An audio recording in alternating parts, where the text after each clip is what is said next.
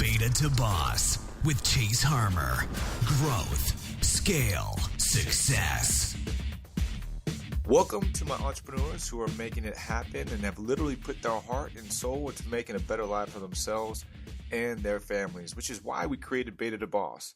In order to give you free insight into helping you achieve those realities sooner than later. According to Forbes, we are lucky to have Aaron on the show with us today, who's the world's leading digital marketing expert and also the founder of Louder Online, which has a global reach and currently works with the world's largest clients such as Salesforce, IBM, Coca-Cola, Ford, and Intel, just to name a few. They are highly sought after around the world to help optimize brand sites, perform influencer outreach, and distribute content that drives significant lead generation and ROI. Aaron, welcome to the show and thank you for joining us today. Thank you very much for having me. I appreciate it. Now, as I understand it, we just had a quick pep talk here, and you just landed in Australia. You came from LA. You guys are all over the place. You have a pretty global footprint. Is that correct? Yeah, that's right. And I did literally land about an hour ago. I've just done New York, Austin, Vegas, LA, and straight back to Sydney. So a lot of moving around, but it's worth it. Are you on the world tour, or is that just all your offices? It was a mixture of attending a few events, a talk that I needed to be at, doing some filming over there, and seeing a couple of clients. So whenever I do my trips, probably I'm in the US probably 4 or 5 times a year, and I like to batch all my events into a short period and get them all done. No, for sure. I like to do that too, but it also makes it very tiring. Now, is your home base Australia? Yeah, I'm based in Sydney most of the time. Okay. All right. Well, tell me a little bit about your story and how you became the world's leading digital marketing expert, according to Forbes, of course. Yeah, I think it was one of the worlds. I'm not going to go and call myself the world. Oh, come on. You could do it. It was nice and flattering, but yeah, look, we were trying to find a way to be able to do the whole digital nomad thing about 10 years ago and live where we wanted, earn a strong currency, and really enjoy being able to travel anywhere. And so at the time, I figured out that people were making money online and thought there's got to be some truth to this. So we spent probably 4 or 5 months non-stop work trying to figure it all out. And that was after we were traveling, moved back to Sydney, spent that time trying to figure it all out. We made 40 cents online in that period. 40 cents? Yep. High rolling.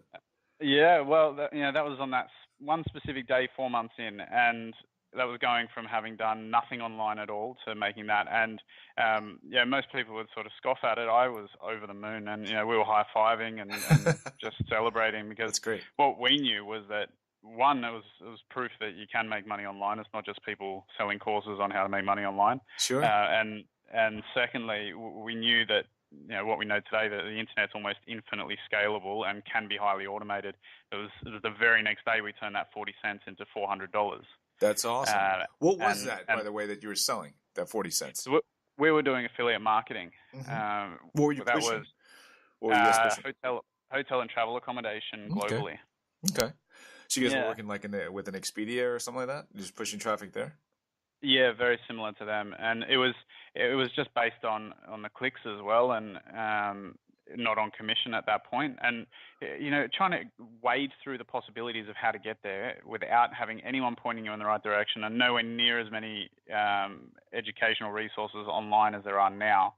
It was really hard trying to find out which channel of traffic you're going to use, how you're going to monetize, if you're going to go affiliate or some consulting or what you're going to do, and to like dodge that whole minefield and get through it and come out with something that worked was amazing.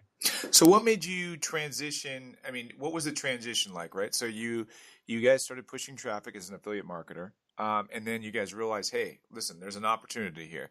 We made 40 cents. We turned that into $400. And now we realize that the world could be our oyster. So what brought you from that $400 and that 40 cents up to where you are today? I mean, what happened during that transition to make you so successful? So we did, from there, we started traveling around the world for years and living off it and really loving it. And what was great was that, we're earning some really big money. And then what was hard about it is that there's peaks and troughs when you're doing affiliate marketing. Things change, offers change, all sorts. So we needed to find a way to have some consistency with what we were doing. And at the same time, we had people reaching out saying, look, if you're able to do that for your own web assets, surely you can tell me how to do it, or I can pay you to do it for mine. And so that was where the consulting and agency side started up. And we started working with sort of small to medium businesses at the beginning, and just over time it continued to grow into some of the largest companies in the world. So how did you get in? And I'm going to transition, and I want to really know more and dig into those details. But you work with some of the world's largest brands today. Did they seek you out, or did you actually solicit their business? The biggest ones sought us out, and that came through probably one of the biggest realizations that I had during the last 10 years, in that the minute that you've got a brand and some sort of online footprint and some sort of evidence, credibility, authority, all of that, then people seek you out. And it's the difference, even if you have the same skill set previously, but you weren't doing any brand work, it's the same work effort in getting those clients, except they're coming to you. Sure. The same skill set. The only difference is now you can close $1 million contracts as opposed to $50,000 contracts. And that's awesome. Now, I know it's 2017. We're going into 2018, and my company too. We obviously work with firms that help us with what you do, and it's still kind of over my head. I'm more of a face-to-face guy. I'm a telephone guy. The whole digital marketing thing is still fairly of a mystery to me. Could you explain to me and maybe the audience, and I'm sure my audience knows more about it than I do, but what exactly is a search engine marketing firm, and what is it that your company does for other companies? In a nutshell, our job is to drive traffic, leads, and sales and brand growth to clients. And we do that through many different ways, but our core focus and core skill set is in search and content marketing. So what we do is we make sure that our clients have content that's being indexed and found in Google that's relevant to their business, and that we're driving traffic through Google to their websites at the time they're looking for their product or service. So is content like stuff that the company is offering, or stuff that they're talking about? What is it? I mean, obviously I know it's different for every company that you work with, but what is the content? Is it stuff that you guys create, or is it stuff the company has already and you guys are putting it out there? A mixture of all of it, but it's usually, I'd say 90% of the time, it's not about their product or service, it's about their industry. And it needs to be top of funnel content. So content that is about their industry, but is something that people would share socially or link to through their own websites naturally, because it's of that much value. So we're talking editorial content, not content about their product or service. So like blogs and stuff like that? Absolutely. That's the easiest place to start parking great content is on the company's own blog. And that way, when we're doing link outreach, we're making sure people are linking back through to their actual website, and they're getting all the benefits of the authority through those links. How important is linking, by the way? I mean, because, I just got to say, there's a lot of companies out there that do SEO, search marketing optimization, and I feel like there's a lot of great companies out there, like your company, but then there's also a lot of companies out there that take advantage of the novice entrepreneur that's just that knows they have to formulate a game plan online, and they just don't really know what they're doing. So the SEO firms take advantage of that. How do you know if a firm that you're utilizing really knows what the hell they're talking about? You're absolutely right.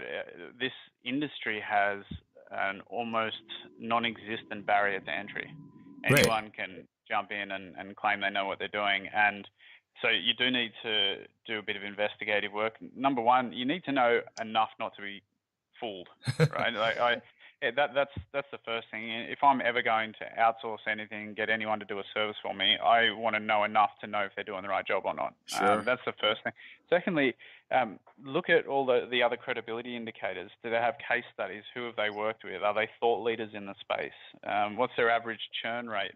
Are they being really visible with their reporting and the work that they're doing, or are they being cagey and not talking about their tactics?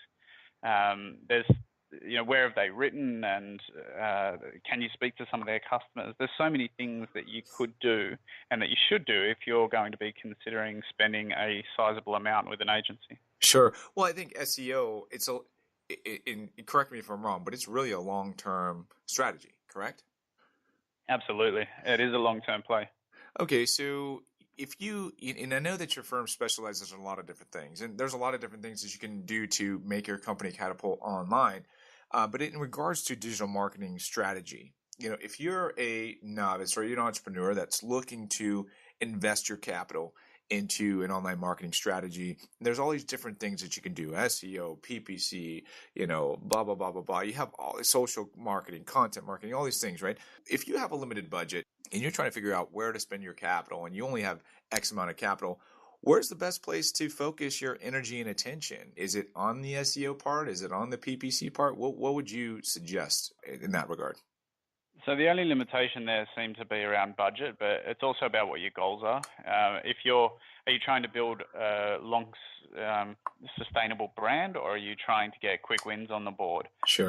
So that you can fund more marketing? And typically, the answer most people have at that point is, I need to do a bit of both. And so the answer there becomes, well, you need to do some stuff around SEO and content marketing, but you need to have some media spend going into either AdWords or Facebook ads or some sort of sales funnel that can bring immediate traffic and immediate results. Sure. So, and you would be referring to the PPC and those types of avenues, maybe social media marketing, where you can get people to click and create a purchase or a call to action, right? Absolutely. Okay.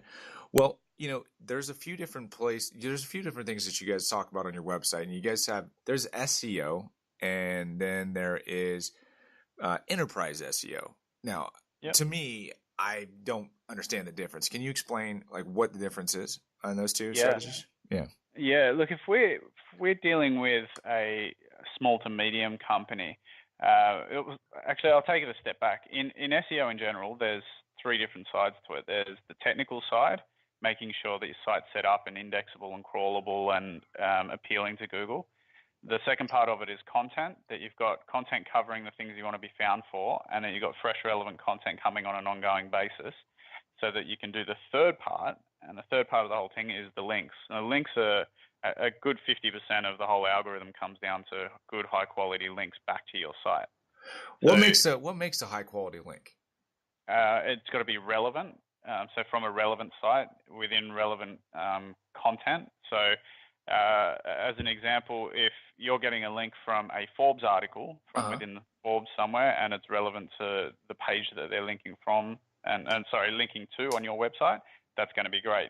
If you're getting a link from Joe's blog and he's putting it in his sidebar and it says, the anchor text on it says something like, I don't know, electrician Los Angeles, and it's, it's got nothing to do with the website, then that's not great. That's not great. Sure. Yeah. And I interrupted you, and I'm sorry. Go ahead. That's all right. Mm-hmm. So if you think about all those three things, the differences between small to medium business and enterprise companies largely comes down to the links and the authority that the site has.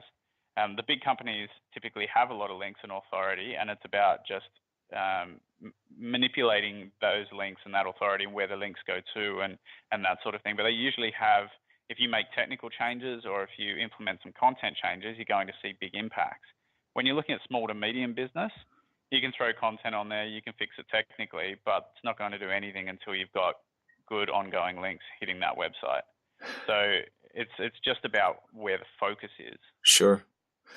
Now, if you're a small to medium-sized company, or if you're a large company that's looking for a branding strategy, either way, if you're looking to develop a branding strategy and not looking for quick people to make the telephone ring, SEO is the way to develop that online. When you're looking to budget for something like that, now there's a lot of things and a lot of different things that you can do, but in regards to SEO alone, what's a typical budget that an entrepreneur that has a medium to small or small to medium-sized business, what would someone budget like that on a monthly basis? What's a typical budget that they should be looking at? So it's more what you got to do when trying to create the costs around that is not really identify the size of their business, but identify who they're going up against and the level of competition in the industry and the work Sure. effort to get there. Mm-hmm. And so when looking at it from that perspective, if you've got some small business but you want to compete with Amazon, you know that you're not going to go get anywhere for a few $1,000s a month, Sure. right? When these guys are paying hundreds of thousands or millions a month. Right. So it varies wildly. To give you some sort of rough idea, a local plumber, for instance, might be on about $5,000 a month. Uh-huh. And then, we've got some big enterprise clients that are on several $100,000 a month.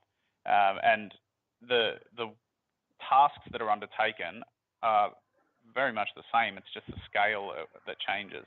So the small businesses may have less content and less time spent on links because there's less plumbers in that local area, so less people to compete against. Whereas these big ones have big enterprise companies they're competing against, bigger budgets, more aggressive goals, and so they have to invest as much. When I'm looking at that stuff, and that totally makes sense, and I'll get into PPC for just 1 second. So we're in we're an ecosystem, a gateway processor. So when we look in as a processor, a credit card processor, there's literally thousands of different companies that we're competing against. So when you look at the PPC AdWords, it's completely ridiculous. I mean, clicks are going for upwards of hundreds of dollars a click in some instances. When you're in a competitive environment like that, and they don't have to be $100 or $40. I mean, they could be high according to whoever's standards, right?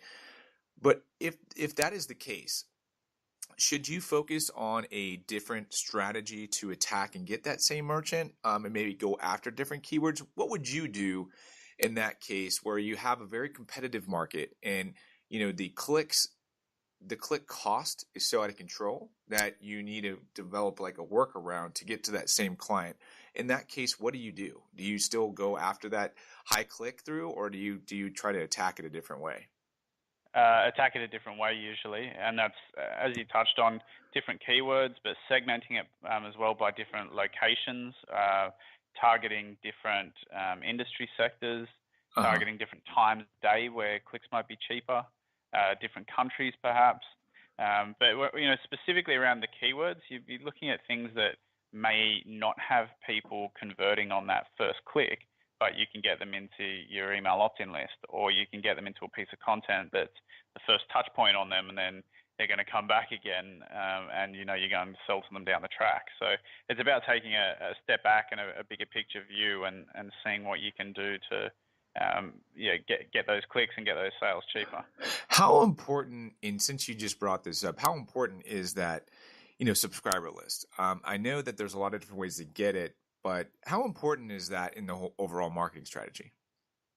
It's pretty critical. If you speak to any entrepreneur, almost all of them say the one thing I wish I started earlier was my email list, and that it's one of the biggest assets that an online business can have. They've opted in to hear your messages, and it's a way for you to contact them at any point. And on top of that, you got that email list. You can then use that list to be able to set up social ads that are targeting that custom audience and lookalike audiences of that email list. So it's really valuable.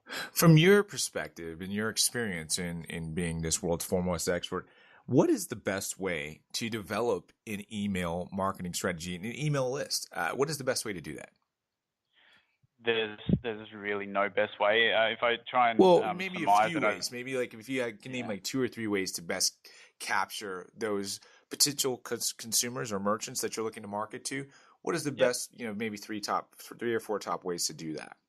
Yeah, look, a really simple way is that target people really specifically with Facebook ads and drive them to a free giveaway on your website, an ebook or something like that. Collect those email opt-ins that way. There's a lot of email list building competition tools that you can find online where you'll give away an iPad if that's relevant to your business, or some sort of high value gift that's relevant to your business if people opt in and then invite 3, 5, 10 friends by email. And so that sort of spreads wildly, and that can increase the size of your database quite quickly. I think core to anything that you're going to do is that if you're leading with value and actually providing value to people, then you're able to capture those email addresses and people won't be so hesitant to hand those over. And so in the area that we play strongly in around search and content, we're creating a lot of good editorial content on a company's website, and putting email opt-in forms throughout the content, content upgrades, all sorts of different things, so that there's loads of ability for people to get their names in that email database. Sure. No, that makes a lot of sense, and I know that's a big part of our strategy now. And again, yeah, to your point, yeah, I wish we would have started a lot earlier, but it wasn't until later that we realized that how important that strategy would be later for the business. Yeah. What is startup marketing, and how is that different from regular marketing?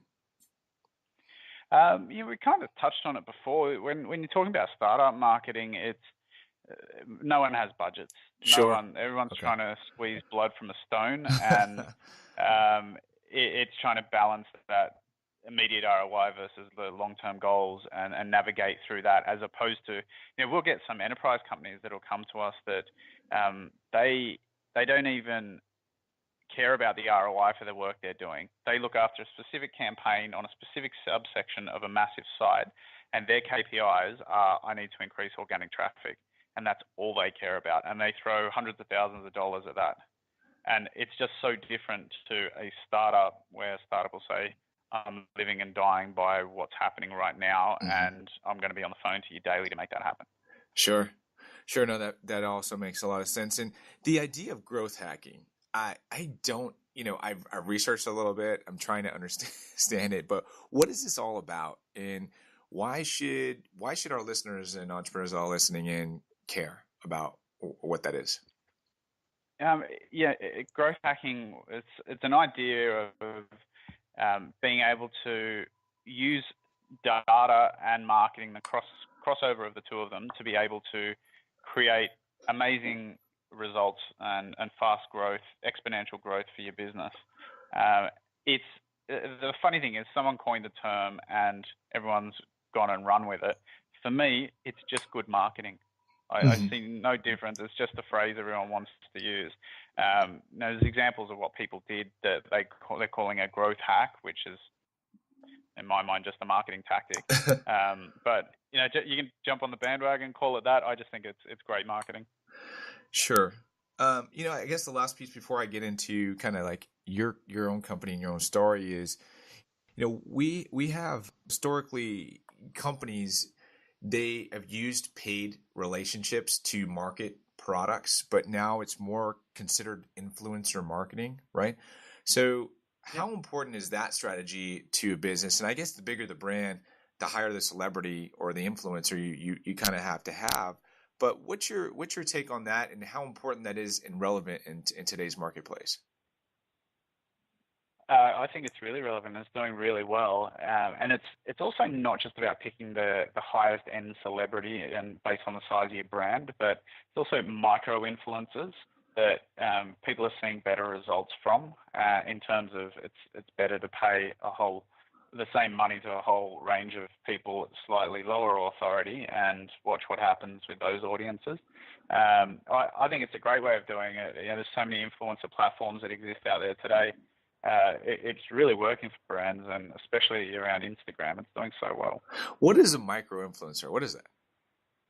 I guess just an influencer that's not as well known as the top tier people. So, you've got Kim Kardashian and whoever else that have got 13 billion followers across every network. And then you might have people that more micro influencers that are smaller, that might have 100,000, 200,000 followers in total. Do you use those more like towards like a niche-y type of audience, or do you use those? Because those would make sense for if you're marketing towards maybe a more niche audience. Is that kind of the strategy with those, or no? Yeah, it is. But you should always be targeting a specific audience anyway, rather than just throwing any product that might not be appealing to Kim Kardashian's audience. The goal is that, especially with these influencer platforms, you can filter based on the industry, who their followers are, what they talk about, and work it all out that way. Make sure you're targeted to their audience. So, what is the kind of the cutoff line, right? So you have a guy, he has 50,000. Is that enough, or what is the line where you draw it and say, hey, listen, this guy's micro, this guy's, a boss, and he can go like everybody knows who he is and he's relevant. What's the kind of, what is the cutoff line there? I mean, what are you looking for? It doesn't come. It comes down to so many things.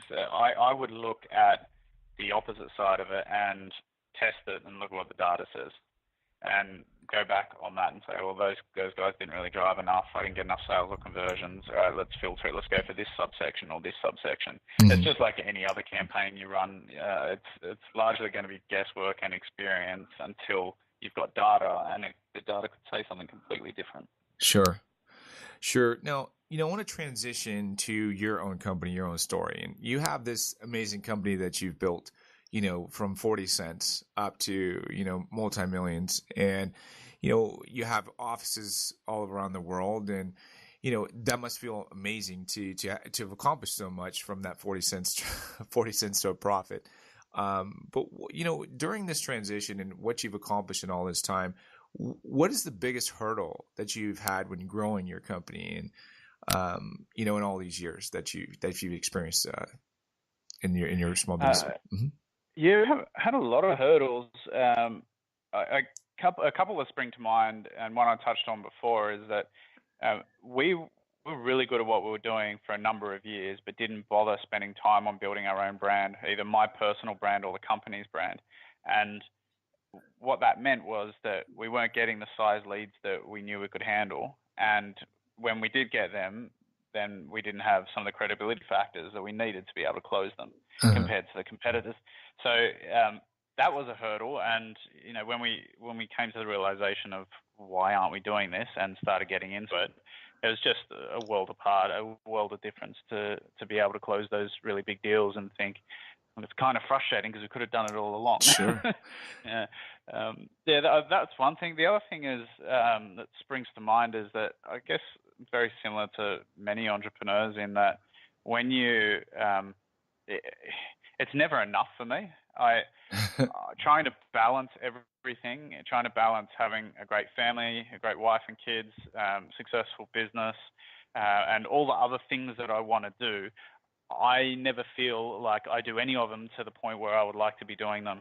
And, on the one hand, many people think like that because that helps drive them to keep pushing for more and more. But on the other hand, it can leave you in a certain state where you don't feel successful in any areas. So that's something that is always something to keep in mind. Sure. No, absolutely. And I mean, I think the balance too, right? The balance of the work and the personal life. You travel quite a bit. Do you ever take your family with you, or is that typically when you travel around the world, or are you gone for long periods of time? Usually, like a few weeks at a time, or? So yes, I try and take them as much as we can, but they're kids in school, sure. And then on the flip side, I try and batch everything in a very short period, do red-eye flights, and really hammer my body just to be able to get that work done. So if I am setting it up quick like that, then we can't bring the kids. Sure. So it is a really difficult thing to handle, but I don't know. I don't have great answers. Well, it's tough. It is tough. Yeah. One of the things that you touched on just a minute ago was personal branding, right? So, yep. And you realized how important that was later. As an overall strategy for a business owner or creating a company and a brand, how important is that personal branding strategy? And what did you do to put yourself out there to start branding yourself and your company? It's incredibly important. It's the one thing that I've answered similar questions in the past. What's one of the biggest regrets and things I would have changed, and that's I would have started building that personal brand from day one. Sure. Had I have known what I know, and the things that I did were a lot of guest blogging, reaching out to different publications and starting to write for some of those. And then the whole idea of trading up the chain. So I was reaching out to industry relevant publications, blogging on our own blog. And once I had that behind us, I was able to reach out to the next tier of site and say, look, here's some of the writing I do. I'd love to write for you. And keep doing it more and more until I've got a column on Entrepreneur, I've written for Forbes, I write for Search Engine Journal and Business.com and so many others. And when people see you writing in these places, there's a lot of implied authority. And so Sure. that comes through and helps the brand growth. Then people see you writing in these places and you're getting asked to be included in expert roundups and interviews and podcast interviews and loads of different things. And it really just feeds in to itself and you start to get featured in a lot of places. Sure. Now, you had also just mentioned and touched on, the word and the idea of success, and I think along I can't talk, a lot along the lines of how you do, in that, success, it never seems attainable to me, because every single time that I achieve, I think that I have to have more. Well, there's more. I got to do this. I got to do that. And success is really kind of just like an idea. It's not really, well, if I achieve this, I'm successful. It's more of an idea of what success looks like in my mind.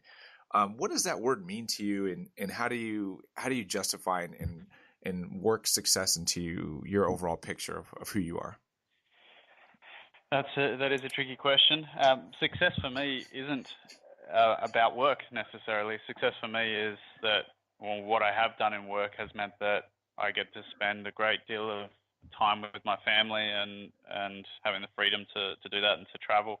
I'm passionate about my family and traveling, and if work allows me to do that, then I feel successful. So that is your definition of success? Yeah, from a very personal perspective. On top of that, when I look outside of just that, being successful at work just also means that we're able to positively impact our employees' families and lives, and Sure. Especially our clients as well.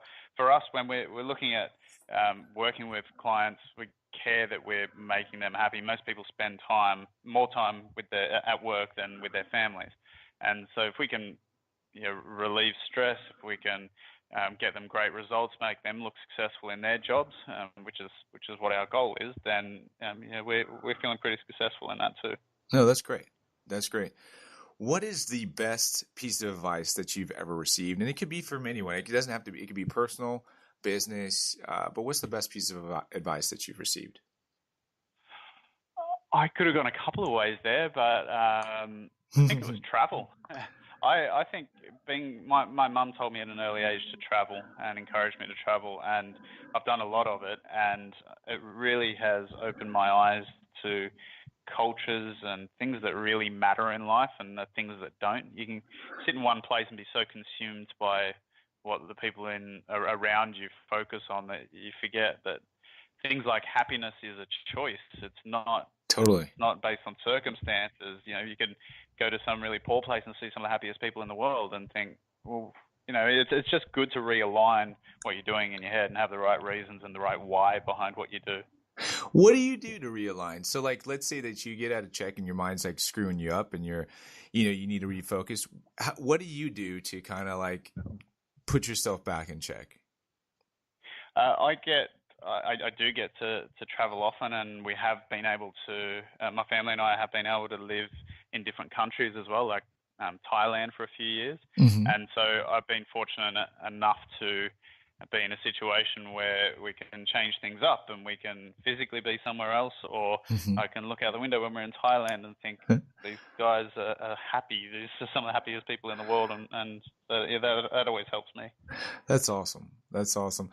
Who is your biggest influencer in your life? Who's had the biggest influence and impact on your life? Biggest influence and impact.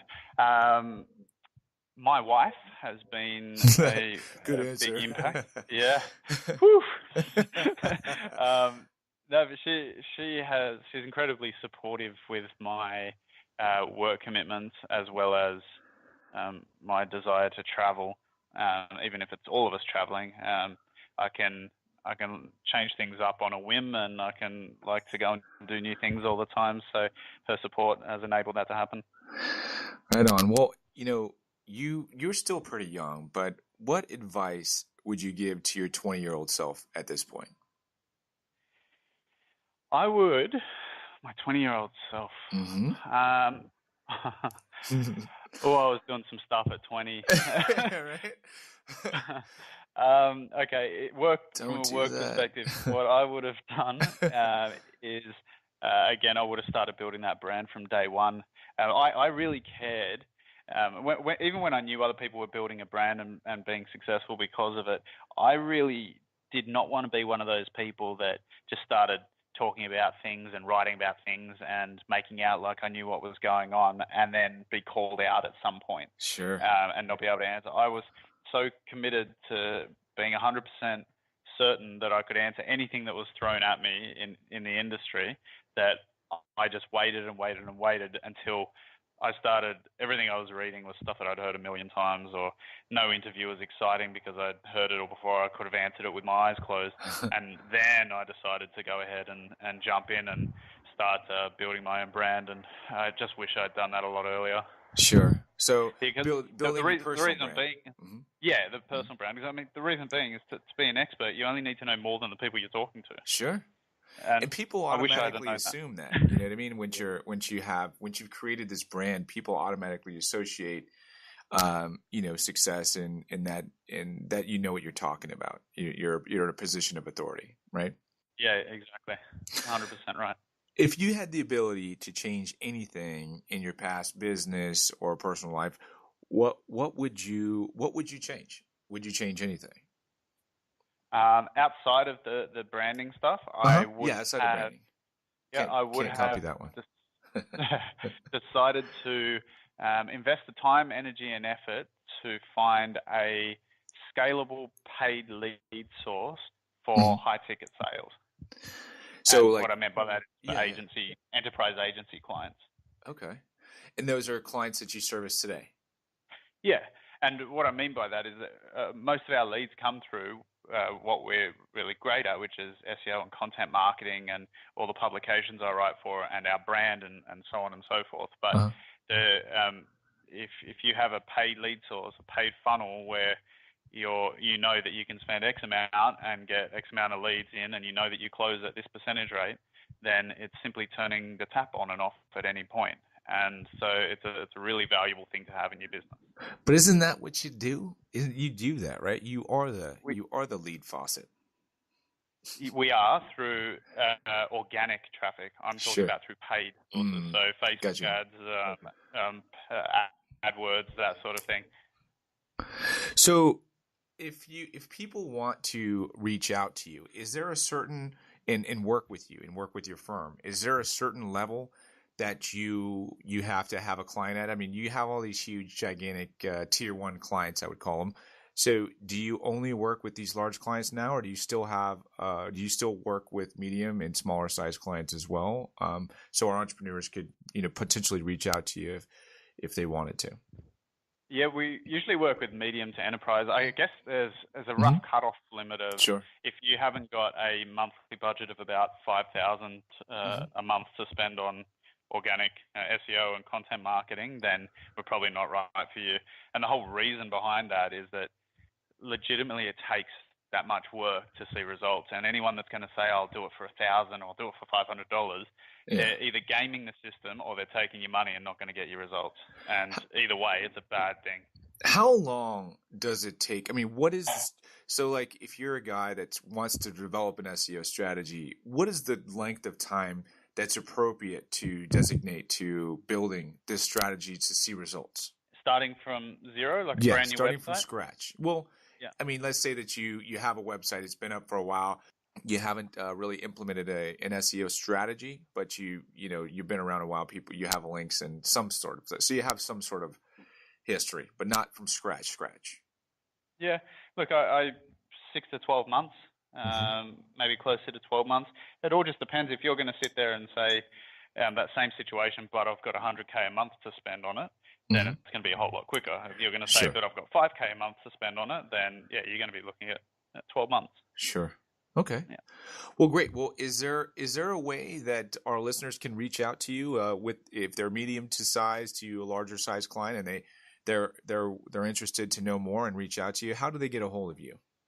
Yeah, you can find us at louder.online, louder.online, or find me on LinkedIn. I'm on Twitter at I am Aaron Agius, or literally search for my name. I'm in 100 places or more. So please reach out. That branding's really paid off, huh? It has. I was actually just exploring. I was searching for my name the other day, and I think the first 12 pages, every result in Google is something that I've created or That's done, awesome. which is quite a good result. Yeah. That's awesome. Well, it's been a pleasure talking to you. It's just an incredible story. It's an amazing to hear somebody that's experimented with something and blew it up into an amazing company that covers all continents. And so it's great to meet you. I'm glad that we had this opportunity to talk, and I know the entrepreneurs will take advantage of what you have to offer. And so thank you so much again, and look forward to talking with you here in the future. Thank you very much. I really appreciate you having me. You got it, Aaron. Thank you for listening to the Beta to Boss podcast. For resources or to leave feedback, visit www.beta2boss.com or www.paycertified.com. If you haven't yet, you can subscribe on iTunes so you don't miss any future episodes. Remember to dream big and act on your dreams.